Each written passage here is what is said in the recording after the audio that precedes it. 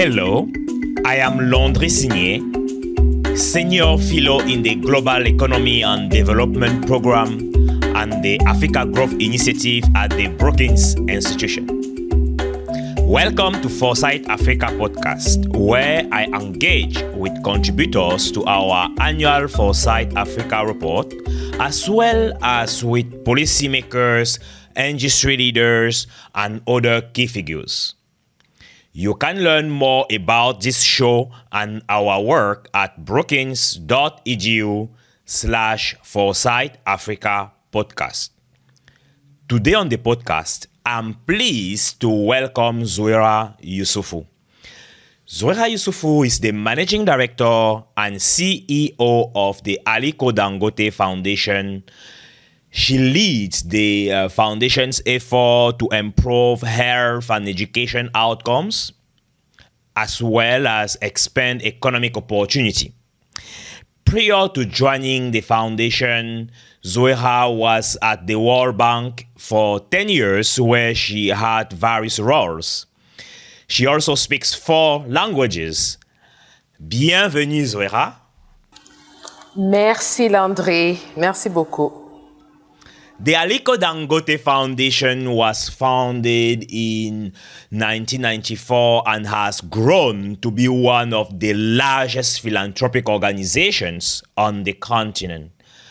What is the Aliko Dangote Foundation for those who may not be familiar?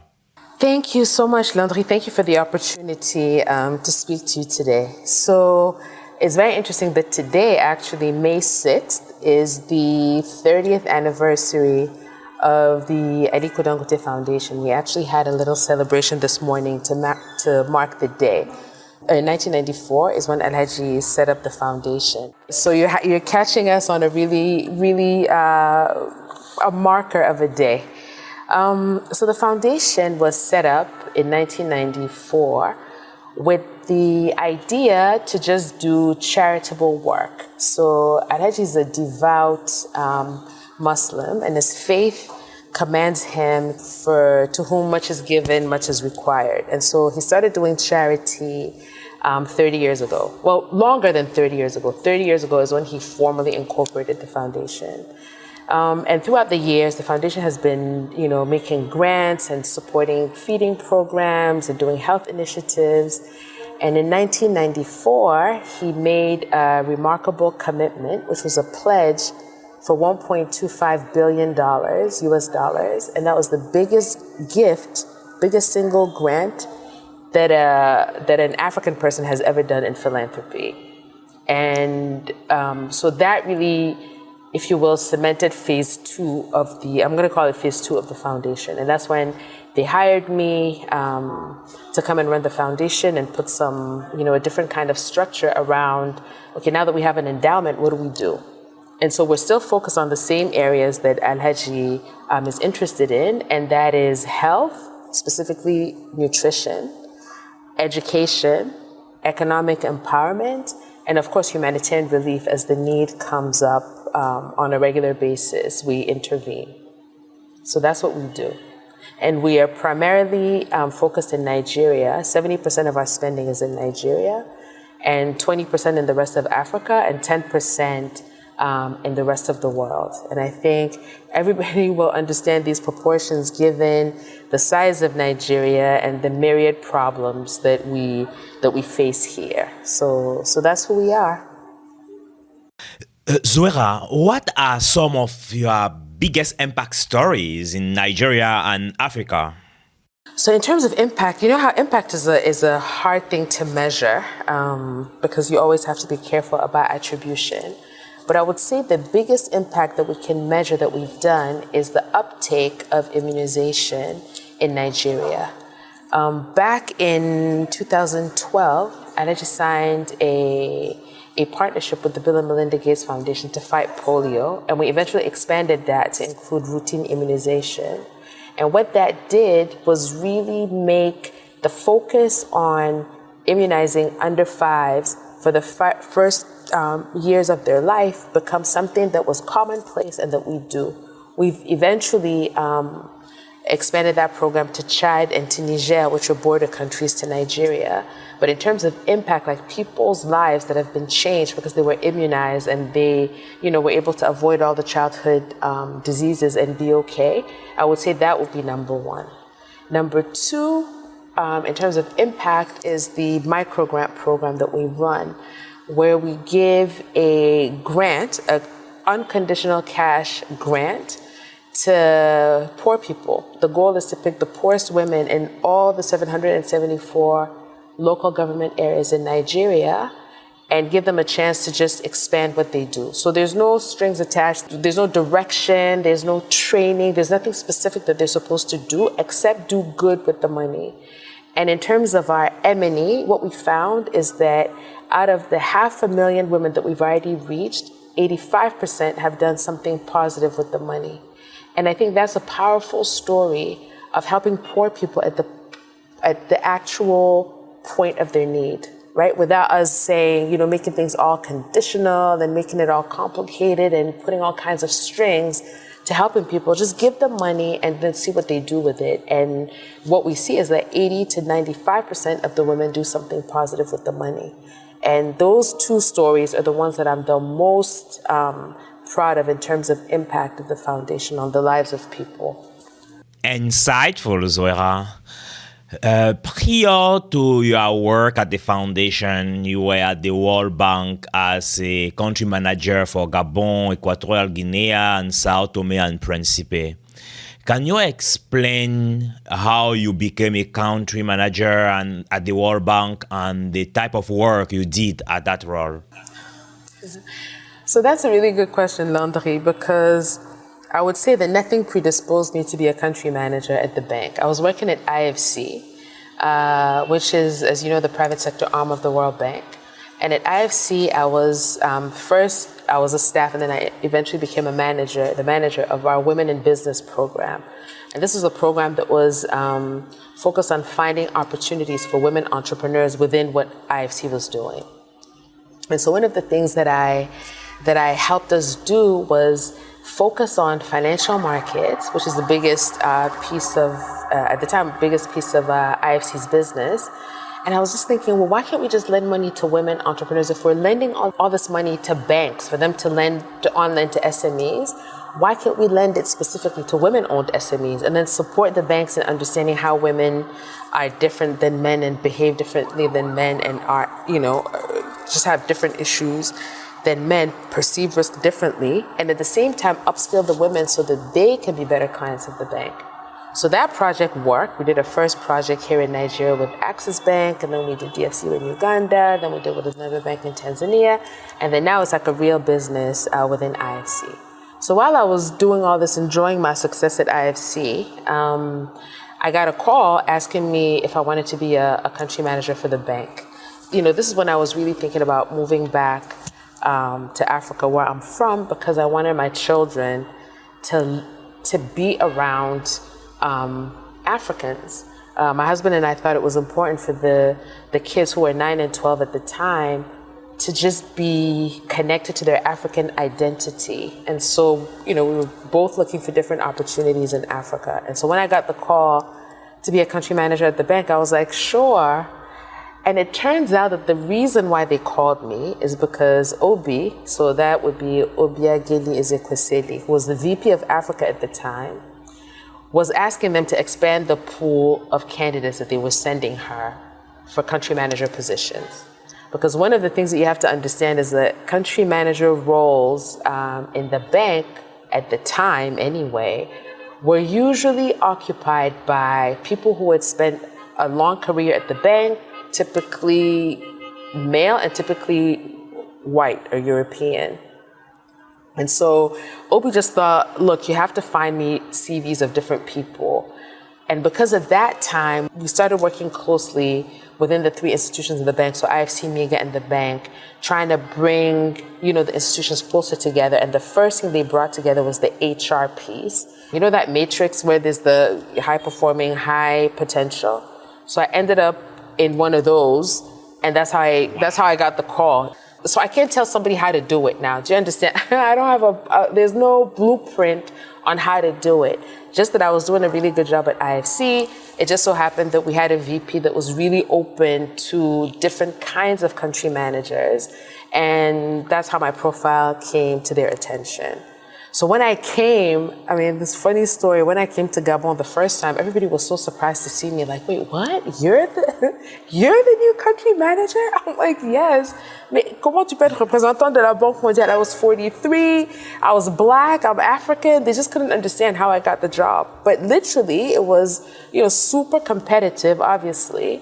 But I think when we focus on diversifying the kind of people that we want to hire, I think we're actually able to do it. People also, I think maybe I shouldn't say this, but I think there's like an inherent bias that we have that we're comfortable with people who are like us. So I know that when I was managing our women in business team at IFC, people used to always tell me, is it only African women on your team? And I was like, no, like there's 8 of us and there's only 3 African women. So what do you mean? But just because there was more than one, it felt like a huge proportion of the people were African women.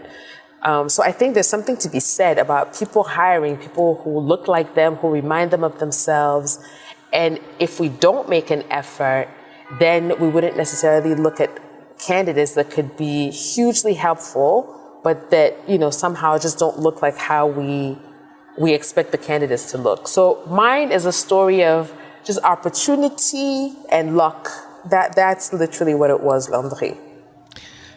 Zouera, given your talent, I'm certain that it is beyond opportunity and luck. It is also a story of an incredibly talented African leader who happened to be a woman.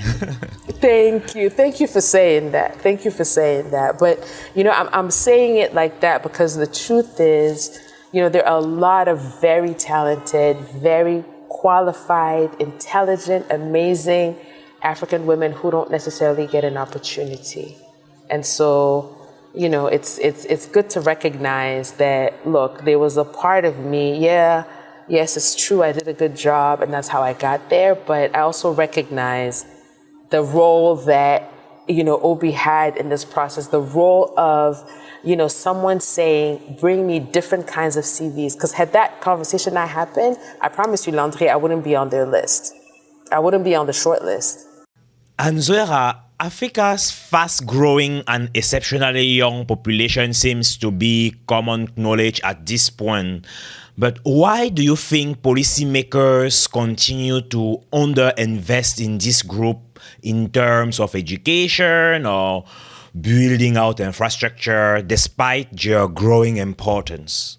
So I think that the issue is that we just don't have a lot of young policymakers, right? So if you think about who the policymakers are, they're not the youth.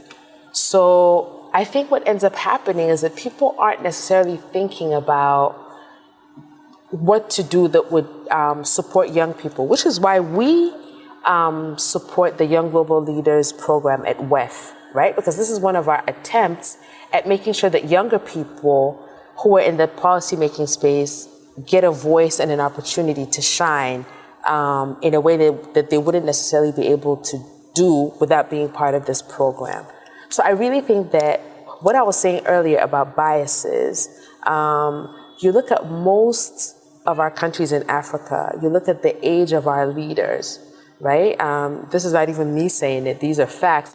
The leadership in Africa, the policymakers, the government, they're older than the average age of the populations, right, in those countries. So I think that is probably where some of that bias comes in, where they're not necessarily thinking about, what should we do to support young people. So that's why we're trying to, use our own,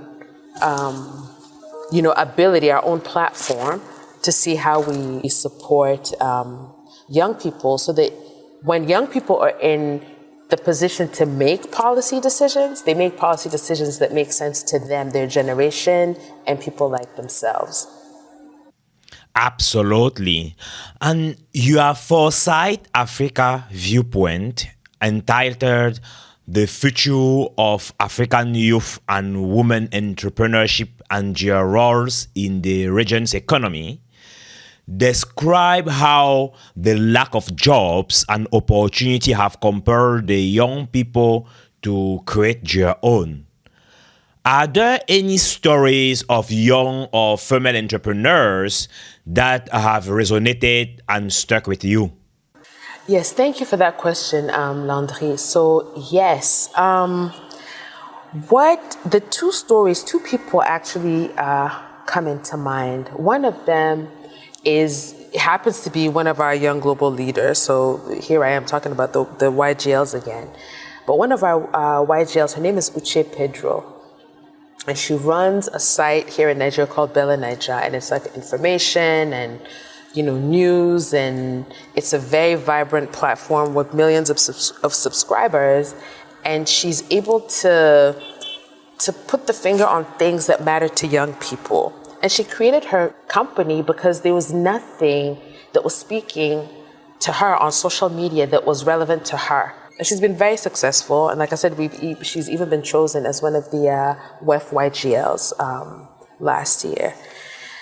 Another story that comes to mind that's really interesting is Abasi Enayong, who is a young man who came up with a company called 54 Gene.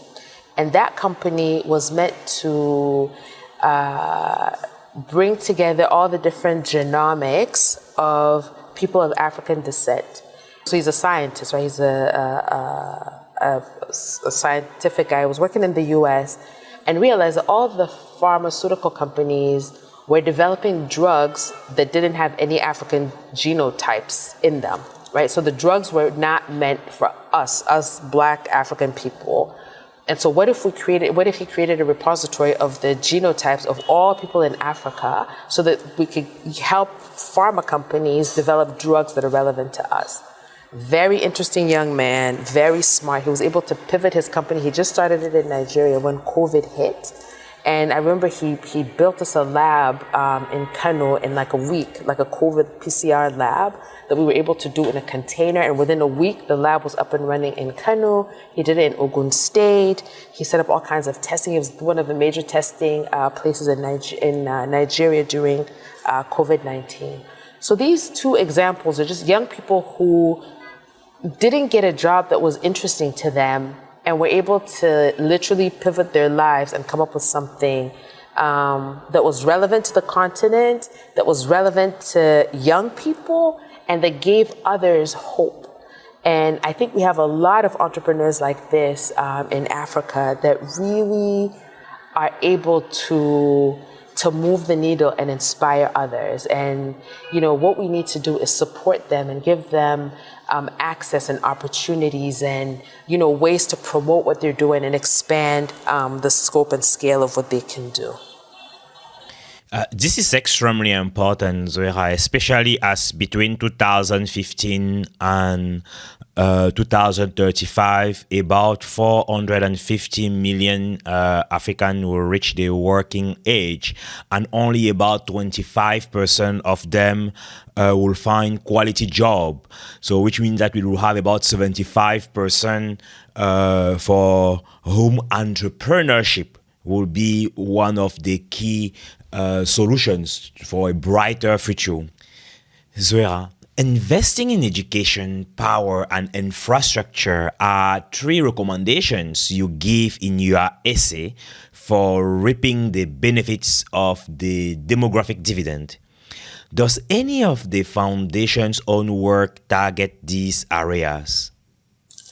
Yes. So with Education Landry, we invest directly ourselves from early childhood education, where we run a program called Mushuka Iri, which means planting a seed in Hausa. And it's an early childhood education, which we piloted a couple of years ago in Kano, and which we're rolling out. And the objective of this program is to get young children familiar with school related things. You know how in developed countries you have people, kids go to creche and they go to daycare and they go to preschool before they actually start school. So the idea is to prepare children for that, because remember, our children here have to learn English when they go to school. So most children, they speak Hausa. We train women, which we call aunties, and these women are now equipped to go into the communities and work with the children in their homes. This is in preparation for them getting ready to school. Now, for higher education, we also support several universities. We've built business schools in Kano, in Ibadan. We've rehabilitated dorms and built new dorms in universities across the country. And so on the education part, we invest directly ourselves, yes. And I would also argue that maybe some of our investments with the YGLs is also somewhere on that education/leadership spectrum. Now, in terms of infrastructure and power, Alhaji Aliko does that. Because remember that we are his private charity. So we're not the Dangote Group Foundation. We're his personal philanthropy. So he's investing in power, right? Responsible power. As you know, he just started a refinery a couple of months ago. In terms of infrastructure, if you ever come to Lagos, the road that you'll be driving on from the airport is a road that the Dangote Group built. It's a cement road with a 40-year lifespan with no maintenance required.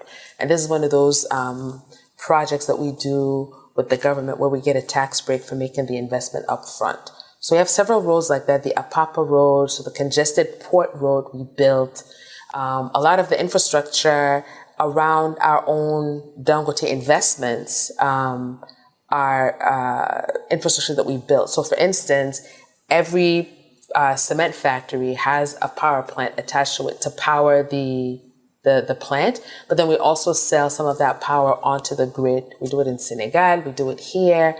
And so, yes, those investments in infrastructure are not made specifically by the foundation, but by Aliko Dangote, who is our patron, our principal. Zouera, what do you imagine the continent will be like if adequate investments in education and infrastructure are made? Well, what I know is that it would then make us truly globally competitive as a continent, right? Like, if we make those investments, we would create a level playing field, which will give Africa a chance to be all that it can be, right? We don't want handouts. We don't want charity. We don't want help in Africa. All we want is a level playing field so that we can be all that we can be. We literally could be like everybody else, right? We would be in a truly competitive environment if we had the right power, the right energy, the right education.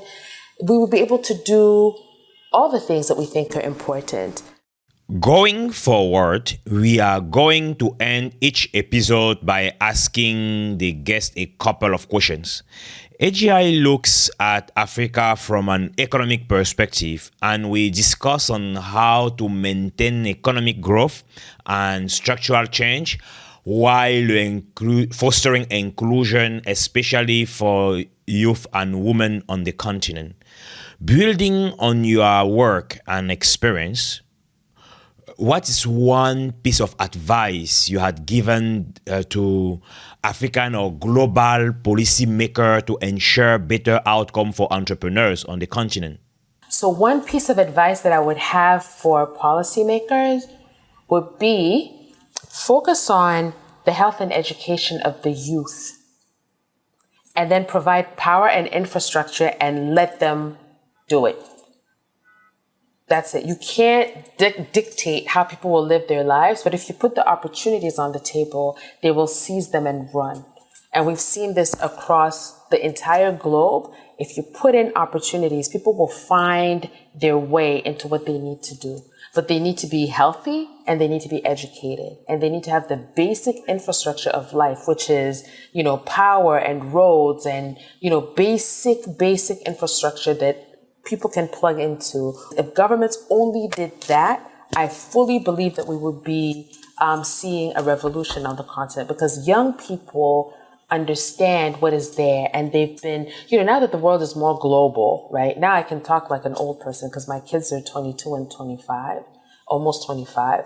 The idea that, the world is connected, kids have access to devices and the internet, and they see what's going on, and they listen to the same music and the same information. They have access to a lot of the same things. It means that they can literally understand what's going on in one part of the world and see how they customize it and bring it back here. But they need internet connectivity, they need electricity, they need roads, and they need education, and they need to be healthy. And I think if we get those basic policy issues correct, the growth will be unstoppable. Fabulous, Zouera. Given your successful career and impact, what advice will you give to African youths and women hoping to follow in your footsteps?